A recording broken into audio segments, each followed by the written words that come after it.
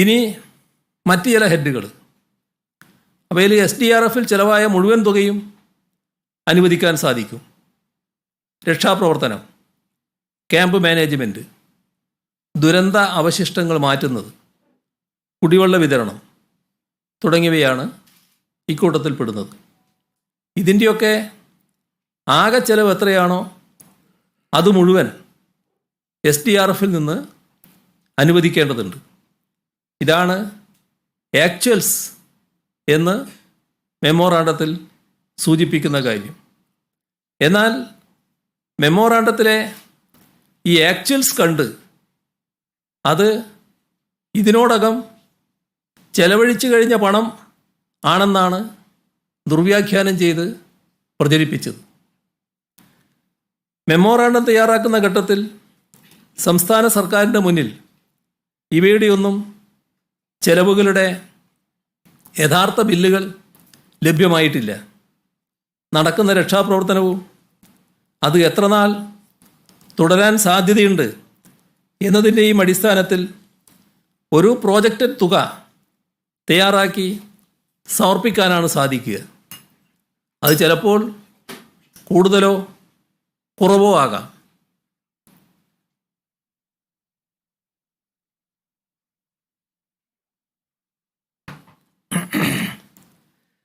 രണ്ടായിരത്തി 2018 പ്രളയ രക്ഷാപ്രവർത്തനത്തിന് എല്ലാവർക്കും ഓർമ്മയുള്ള കാര്യമാണ്. 102 കോടി രൂപയുടെ ബില്ല് വ്യോമസേന കേരളത്തിന് അയച്ചു. എപ്പോഴാണ് അയച്ചത്? 2019 ഫെബ്രുവരിയിൽ. അത് SDRF-ൽ നിന്ന് കൊടുക്കാൻ സംസ്ഥാനം ബാധ്യസ്ഥമാണ്. 2018 നൽകിയ അരിയുടെ വില 205 കോടി 81 ലക്ഷം രൂപ. ഈടാക്കാൻ കത്ത് നൽകിയതും 2019-ലാണ്. അതും SDRF-ൽ നിന്ന് കൊടുക്കാൻ സംസ്ഥാനം ബാധ്യസ്ഥമാണ്.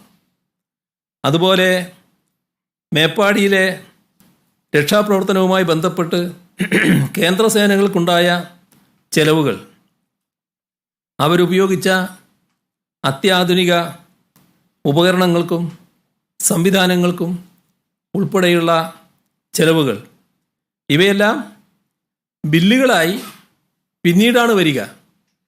അപ്പോൾ അത് കൊടുക്കാൻ SDRF-ൽ പണം വേണം. അത് മുൻകൂട്ടി കണ്ടുകൊണ്ടാണ് മെമ്മോറാണ്ടം ഉണ്ടാക്കുക. ഇതൊന്നും മനക്കണക്ക് വെച്ച് ചെയ്യുന്നതല്ല. അതിനവലംബിക്കേണ്ട ശാസ്ത്രീയ രീതികളുണ്ട്. വിവിധ സാഹചര്യങ്ങൾ സിമുലേറ്റ് ചെയ്ത് വേണം അതിൻ്റെ പരമാവധിയിലേക്ക് എത്തിപ്പെടാൻ. അവ യഥാർത്ഥത്തിൽ കൂടുതലാവുകയാണെങ്കിൽ അത് കേന്ദ്ര സംഘം പരിശോധിച്ച് കുറക്കും.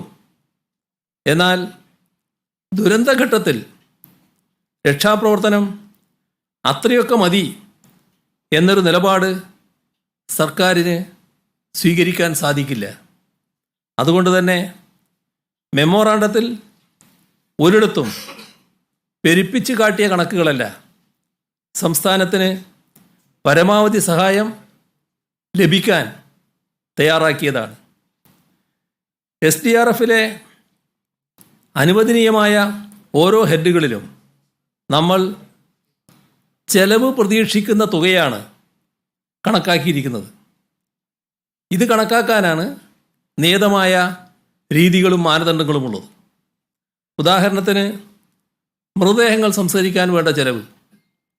ഇത് കണക്കാക്കുമ്പോൾ അതിനാവശ്യമായ ഭൂമി വാങ്ങൽ, ആ ഭൂമി ഇതിനായി തയ്യാറാക്കൽ, അവിടെ കുഴികളെടുക്കാൻ ആവശ്യമായ യന്ത്രങ്ങളും സാമഗ്രികളും മനുഷ്യവിഭവവും ലഭ്യമാക്കൽ, ഓട്ടോപ്സി നടപടികൾക്ക് ആവശ്യമായ സംവിധാനങ്ങൾ സജ്ജീകരിക്കൽ, മൃതദേഹങ്ങൾ തിരിച്ചറിയുന്ന ഘട്ടത്തിൽ അവ മാർക്ക് ചെയ്യാൻ വേണ്ട സൗകര്യങ്ങളൊരുക്കൽ, ഇവ ട്രാൻസ്പോർട്ട് ചെയ്യൽ, ഇങ്ങനെയുള്ള ഘടകങ്ങളാകെ വിലയിരുത്തിക്കൊണ്ട് വേണം ചെലവ് കണക്കാക്കാൻ. വയനാട്ടിലെ കാര്യമാണെങ്കിൽ മെമ്മോറാണ്ടം തയ്യാറാക്കുന്ന ഘട്ടത്തിൽ 128 പേരെ ഇനിയും കണ്ടെത്താനുണ്ടെന്നുള്ള കാര്യം കൂടി മുൻകൂട്ടി കാണണം. അവ ശരീരഭാഗങ്ങളായാണ് ലഭിക്കുന്നത് എങ്കിലും അവയെ ഓരോന്നിനെയും ഓരോ മൃതദേഹമായി തന്നെ കണ്ട് സംസ്കരിക്കണമെന്നതാണ് സംസ്ഥാന സർക്കാർ സ്വീകരിച്ച നയം. അപ്പോൾ അതിനുകൂടിയുള്ള ചെലവുകൾ പ്രതീക്ഷിക്കണം. അധിക ഭൂമി ആവശ്യമെങ്കിൽ വില കൊടുത്ത് വാങ്ങേണ്ടി വരും. അതിനെല്ലാം പ്രതീക്ഷിക്കുന്ന ചെലവാണ് മെമ്മോറാണ്ടത്തിൽ രേഖപ്പെടുത്തുന്നത്. യഥാർത്ഥത്തിൽ ചിലപ്പോൾ ഇതിനായി മനുഷ്യാധ്വാനവും സൗജന്യമായി കേരളത്തിലെ നല്ലവരായ മനുഷ്യർ പലയിടങ്ങളിൽ ലഭ്യമാക്കിയേക്കാം. എന്നാൽ അത് വെച്ച് മാത്രം സർക്കാർ കണക്ക് തയ്യാറാക്കാൻ പറ്റില്ല. കേന്ദ്ര സർക്കാർ ഇതിനൊന്നും നമുക്ക് പണം തരേണ്ടതില്ല എന്ന നിലപാട് എടുക്കാനും പറ്റില്ല. നമുക്ക് ഇനിയും നിറവേറ്റാൻ ഒട്ടേറെ ആവശ്യങ്ങളുണ്ട്. മാനദണ്ഡങ്ങളനുസരിച്ച് പണം ചെലവഴിക്കേണ്ടതുമുണ്ട്. ഇത്തരത്തിലാണ് ഓരോ കണക്കുകളും തയ്യാറാക്കിയത്. വേറൊരു ആക്ഷേപമുയർത്തിയത് സന്നദ്ധ പ്രവർത്തകരുടെ പേരിൽ കോടികൾ, ഇതായിരുന്നു മറ്റൊരാക്ഷേപം. മെമ്മോറാണ്ടത്തിലെ വോളണ്ടിയേഴ്സ് ആൻഡ് ട്രൂപ്സ് എന്നതിലെ സേനകളെന്ന ഭാഗം സൗകര്യപൂർവ്വം ഒഴിവാക്കി ആ കണക്കുകൾ അവതരിപ്പിക്കുകയാണ് ഈ മാധ്യമങ്ങൾ ചെയ്തത്. രാജ്യത്തിൻ്റെ വിവിധ കോണുകളിൽ നിന്ന് കേരളത്തിൽ കേന്ദ്ര സേനകൾ എത്തിയിട്ടുണ്ട്. ആ കേരളത്തിലേക്ക് എത്തിച്ച കേന്ദ്ര സേനകളെ ട്രാൻസ്പോർട്ട് ചെയ്യാനും അവർക്ക് താമസമൊരുക്കാനും ഒന്നും ചെലവാകില്ല എന്നാണോ